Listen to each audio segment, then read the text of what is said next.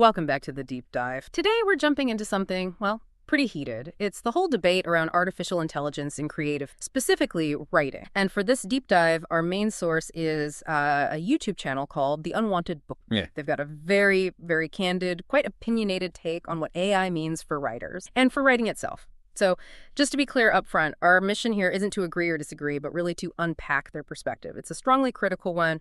We want to understand their concerns, explore the lines they draw between AI as maybe a helpful tool versus, well, what they see as a real threat. The idea is to give you the context so you can form your own view. Okay, let's unpack this. So the source, the Unwanted Book Club, they kick things off by pointing out this incredibly fast shift in how people approach writing. It wasn't that long ago, right? We were talking about spell check, maybe Grammarly for proofreading, Right. fixing commas, typos. Classic stuff, yeah. Helpful tools. Exactly. But now, suddenly, the conversations leap to using AI, like ChatGPT, to actually generate whole pieces of content.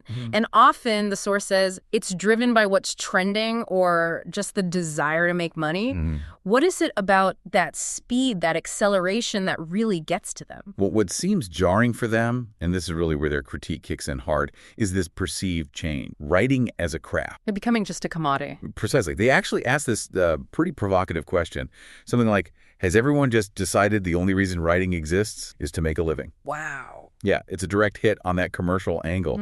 And they contrast it so sharply with the traditional image of a writer, like squinting by candlelight, going over a manuscript 50 times. That painstaking effort to get it right. So it's not just the tech, it's the why, the motivation behind using it. Are they really saying any writer using AI to make money is, what was the word? Bastardizing the art? That's strong. That is their word, yeah, bastardized. And it's more than just criticism for them. The core idea they're putting forward is that using AI purely for profit isn't just like a practical choice. To them, it's a kind of moral compromise. They even say writers are outing themselves. Outing themselves. Yeah, like revealing that they prioritize views, money, over actual talent and skill. And they argue this isn't new exactly, but AI makes it really obvious. It connects to that older debate, Quality versus quantity. Yeah. Or like writing for the market versus... Right, that whole right to market versus art form discussion. You sometimes see figures like Derek Murphy mentioned in that context, advocating for a more commercial approach. The force basically argues AI throws fuel on that fire. It blurs the lines completely. What does writing even mean if it's all about algorithms? And they mentioned this too, coaching people to success and financial freedom. Okay, so that's a pretty bleak picture of the profit side. But they do acknowledge a bit of a gray area, right, where AI might be okay as a tool. They mentioned using Grammarly themselves for proofreading, spell check, even learning about things like passive tense to sound, quote, more professional. Yeah, they do share that personal bit, and that's what they make a really crucial distinction. Grammarly helped them sound more professional, sure, but then they say, what it did not do was help me sound like me. Okay, so that's the line. Individuality, voice. That seems to be exactly it, because right after that, they pivot, using AI to write everything. They call that disgusting, an insult to centuries worth of work and effort, talent, and passion. So yeah, the line is drawn pretty firmly there. Disgusting. That's intense. For listeners who might be trying out these tools, maybe just for outlines or brainstorming, what's the core reason for that visceral reaction? What specifically do they think gets lost when AI tries to mimic a human style? The deep argument, the insight they're pushing, is that AI inherently strips the essence of humanity from writing. That's their phrase. And they give examples like balancing active and passive voice. Right. AI often pushes for active voice, doesn't it? For clarity or SEO or whatever. Exactly. But the source argues that makes it sound unnatural because a human writer chooses passive voice deliberately, to shift focus, maybe create a certain effect. It's a conscious choice. Right. A human choice. And they also mention adverb, like the word peacefully. Often grammar tools flag adverbs, but they argue sometimes it adds that human element context, like someone enjoying a cigarette peacefully versus just, the source's example was sucking it to its end. Okay, I see. It's about nuance, intent, stuff AI might miss because it's statistical, not experiential. That's a good way to put it. It's about critical thinking behind the choices, which they argue AI just can't replicate. Okay, this next point really broadens things out.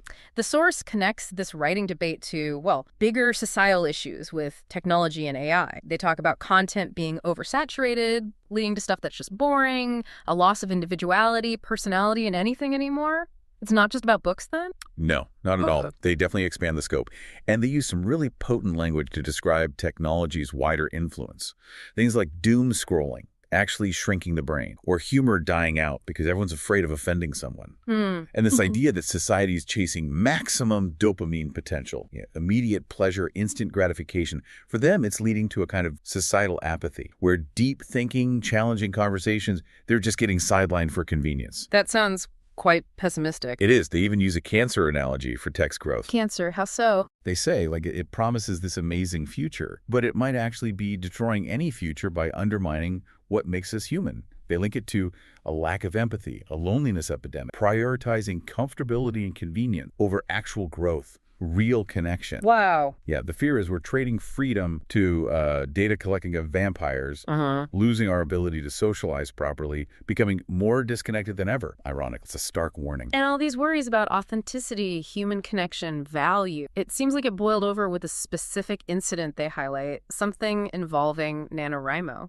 National Novel Writing Month, that big writing challenge in November. That's right, yeah. That became a real flashpoint. They quote this alleged statement from NaNoWriMo, something like, NaNoWriMo does not explicitly support any specific approach to writing, nor does it explicitly condemn any approach, including the use of AI. And the source's reaction to that, pretty strong, I gather. Very strong. They immediately push back, emphasizing that everything AI knows is scraped off of public forums, off the internet.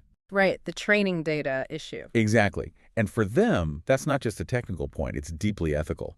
If the AI learned from human writing without credit, is its output truly original, or is it just algorithmic plagiarism, essentially? That definitely hits the core issue of IP and creativity in this new era. It does. And then they bring in Stephen King. Oh, how does he fit in? They quote from his memoir, where he describes writing as a meeting of the minds, a sort of telepathic communication between people. Telepathy. Yeah.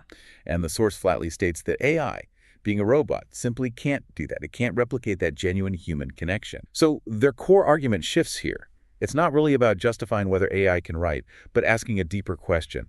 What do we hold as significant? What do we value in writing? That's the crux of it for them. What do we value? So how do they answer that? What is the true purpose of writing, according? Well, they conclude it's definitely not just doing the action of writing to make money or grab attention. For them, it's fundamentally about the coming together of minds, sharing ideas. It's about Connection, yes, but also warnings and celebrations, growth. It carries, they say, a whole history's worth of what it means to be human. Writing represents finding truth, gaining perspective. It's about the courage to explore the unknown despite our fears. Yeah. It's just fundamentally human, embodying our unique way of connecting and expressing ourselves. So after unpacking all that, what does this mean for us listening? We've definitely explored this deep tension highlighted by the Unwanted Book Club, this clash, right? Writing as a business, maybe driven by algorithms now, versus writing as this deeply human act of expression and connection. Yeah, it forces you to think about what you prioritize, what you really value. And they leave us with a final thought, something quite provocative to mull over, they say. There's more to life than money. Writing provides more than just an escape. It can provide us with answers, hope, and the motivation to strive for a better tomorrow. That puts it plainly. It does. It's a reminder that maybe the most important things aren't always the easiest to measure. So we encourage you, just reflect on your own relationship with technology, with creativity. What values do you hold on to in this, well, rapidly changing world?